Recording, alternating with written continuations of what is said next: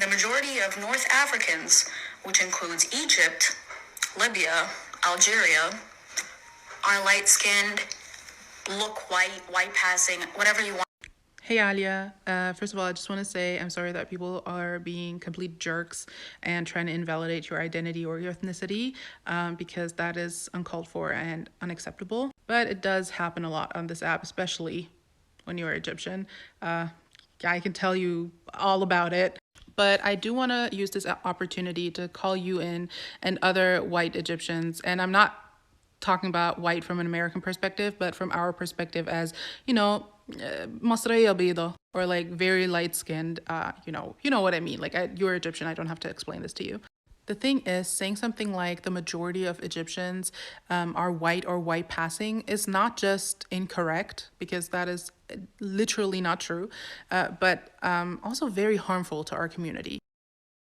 White passing or being seen as white basically means that you are comfortable or accepted into white spaces, that people will not discriminate against you or racialize you because they see you as their own, which does not happen to the vast majority of Egyptians in diaspora or in Egypt. Most Egyptians are not white. Most Egyptians are, as we call amhi, which is like wheat color or like tannish, I guess, or brown or black, since we're talking from an American perspective here, right? I mean, and you can see that alone when you look at Egyptian beauty standards, right? It's like being super white or light skinned and having light eyes, like colored eyes, having straight hair. I don't know if your hair is really straight, but like having straight hair. So you're basically like a walking Egyptian beauty standard, right?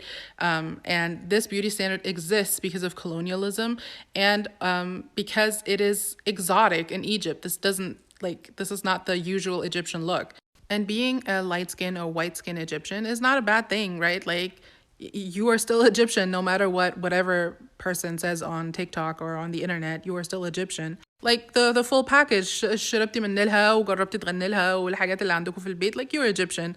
But acknowledging that in a white society and even in Egypt, you do have privilege and most Egyptians do not look like you. Like having your identity and your ethnicity questioned is really shitty, but also like existing as a person who does look Egyptian and other people other and racialize is something that you probably don't go through. So I do ask people to go in and like acknowledge this fact or like at least think about it.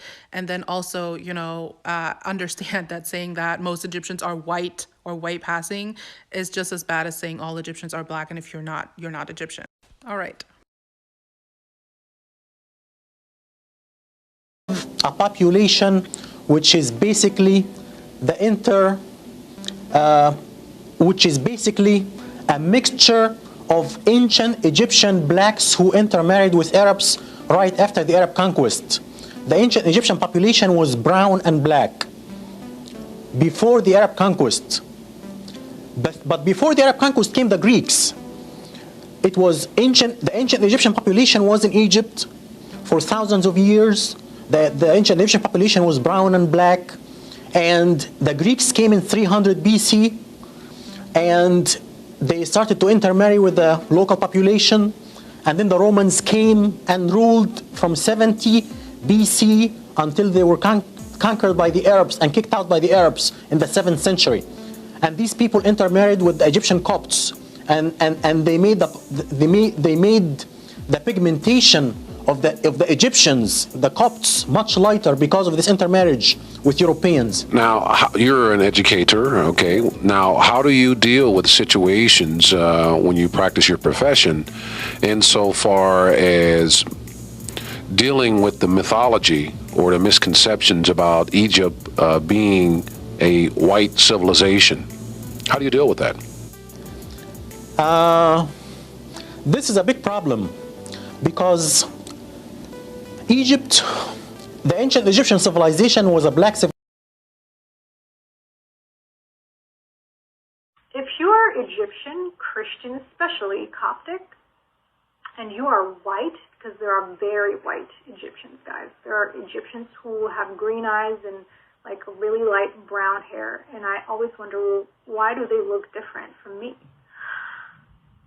If you are white and you are in Egypt, and you're Christian and Coptic especially, I'm here to tell you that Egyptians are not white. You are white because you are a descendant of a white European colonizer.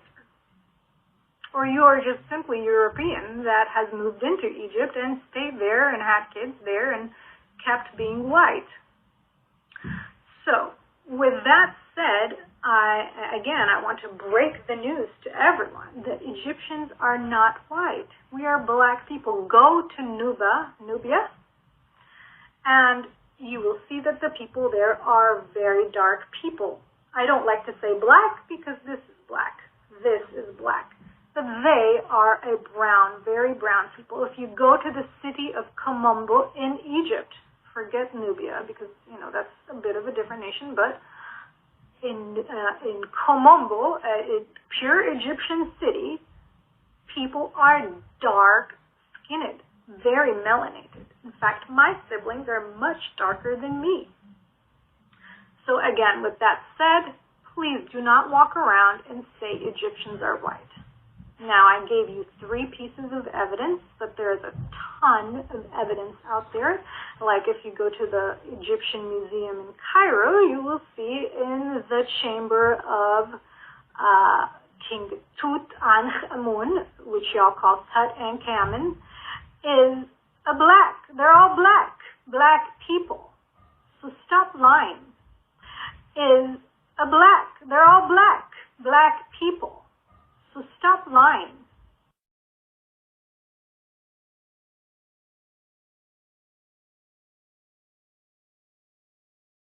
The ancient Egyptian civilization was a black civilization, and ancient Egyptians were black according to the Greek scholars and the Roman scholars. Ancient Egypt became white only in the 19th century and in the 20th century. And the scholar who is responsible for this is Seligman, the noted anthropologist from England, Seligman. White supremacy argues that blacks are inferior than white intellectually. They are subhuman and they are incapable of building a civilization. White supremacy had one dilemma until Seligman came. The dilemma was ancient Egypt was black according to the Greek and the Roman scholars. 10 of them said that, including Aristotle and Plato. 10 of them said that in writing. They had this dilemma. Ancient Egyptian was black. So if blacks are inferior intellectually and are incapable of building a civilization, how come the ancient Egyptians built a civilization? Seligman found the solution for this dilemma. He came up with a theory called the Hamite theory.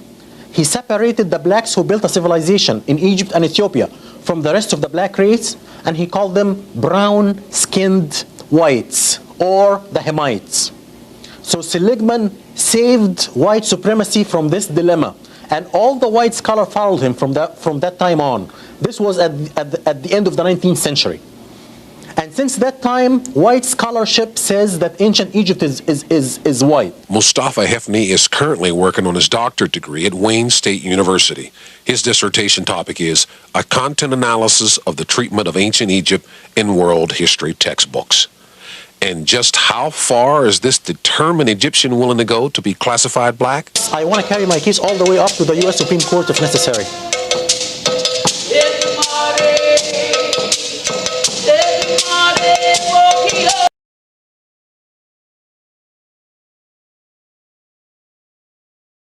I was really excited to do my 23andMe because my grandfather was from Egypt. He was Egyptian, he was Arabic, and Muslim, and he was an immigrant, and I always thought that was so fucking cool. I was like, oh my god, I'm a quarter Egyptian, like, I'm obviously an Egyptian princess, like, I can't wait to see what my royal blood has, oh my god, I'm so exotic.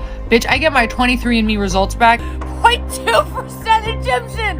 My whole life I was like, I'm an Egyptian queen. 97.8% European, British, and fucking Irish. For real, this video adds up to my experience as an Egyptian on social media. Because in one hand I get empty brain American Afrocentrists claiming with their conspiracy theories that Egyptians are originally black and modern day Egyptians are colonizers. White North Africans are not indigenous to North Africa. All of Egypt were black, not white. And on the other hand I get white people fetishizing my history and my culture. Is an ancient Egyptian cosmetic spoon from around the 18th dynasty. And they try as hard as possible to be part of it. This video is pure fetishization to Egyptian history. And don't get me started on the sad music. No, her grandfather was never ethnically Egyptian, because if he was, this would never be the result. If we assume that your grandfather is the only Egyptian in the family, you would have around 20% of your genes Egyptian DNA. But your DNA is 98% European. The explanation is Egypt had somewhat significant presence of both British and French population in both Cairo and Alexandria. It was the result of European colonialism on Egypt, and they held Egyptian citizenship. That doesn't make them ethnically Egyptian. But most of these population left Egypt in the 1960s. Where comes this? 52% British, 19.4% French. As usual, white people like her would gaslight other Egyptians and take approval from other white women by saying thank you for coming through with the knowledge. Egyptians don't identify as white nor black. We don't uphold race theory. We are our own thing because we are multi-ethnic group. So please stop claiming Egyptian history. We are not exotic creatures. Americans, both white and black, always project their social problems onto other people because the media made them believe that America is the center of the universe. Whenever I speak about the unique Egyptian ethnicity, I always get comments like this. Are we going to ignore racism toward black Egyptians? Those black Egyptians have a name. They have a distinct ethnicity. They're called Nubis. But most African Americans do not view Nubians as a distinct ethnicity. They just view them as black. Because the Afrocentrist African Americans only use Nubians when it works with their Afrocentrist agenda. Yes, there is racism and colorism in Egypt toward Nubians. Unlike the case of racism toward African Americans which came out of the transatlantic slavery which came out of the west of Africa. But in this case of racism, it doesn't stem out of slavery. In case of Nubis, it was a result of European colonialism to Egypt. It affected the mindset of Egyptians, making them thinking that white is better than black. Straight hair is better than curly hair, and a lot of kids go through psychological trauma because of this. But you're not aware, neither do you care about the social problems that Nubians go through, or how colonialism affected the Egyptian society. I wish colorism and racism would leave my people. The only thing we can do is educate. Since you're trying to educate people about racism toward Nubians in Egypt, do you also talk about racism toward Habashi Saudis? Or racism toward dark-skinned Indians or South Asians in general? I guess not, because Egyptian Nubians work with the agenda. First, you need to educate yourself about the structure of the Egyptian society. Then we can start to educate. So I woke up to people questioning my race. Not a lot of people, but some people are questioning my race. That makes me question my race because I don't know. I don't know whether I'm black or white. But what I do know is that I'm Egyptian, and really Egyptian. I'm indigenous to Egypt. I'm a Coptic. What I can tell by research is that a lot of people are trying to claim Egyptians. Just the rest of Africa is claiming Egyptians, which, yes, please claim us. Europeans are trying to claim Egyptians, and Arabs are trying to claim Egyptians. Arabs can suck it, so can Europeans. I'd rather consider myself as African. I don't care for race. I'm African. And if that means that I'm black, then I'm black. Most Egyptians just consider themselves Egyptian. That's it.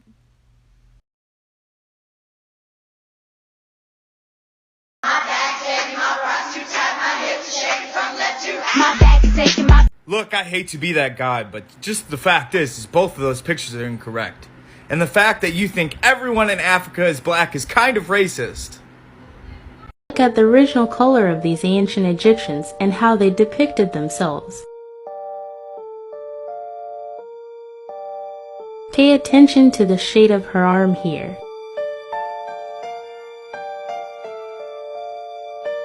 Now look how they have lightened the skin on these Africans. Here is a before and after of the whitewashing of ancient Egypt and African culture. Egyptians aren't white nor black. Well, actually, this is a valid point that I feel I should clarify, being actually part Egyptian. There is somewhat of an in-between, but we would definitely consider Egyptians of color. My main point is that the white Egyptian that we see on TV is not real. I hope this helps. Greatest genius when it came to the building of the pyramids, do you know what those are white people, by the way. Who are white people? The Egyptians are not African. I'm sorry.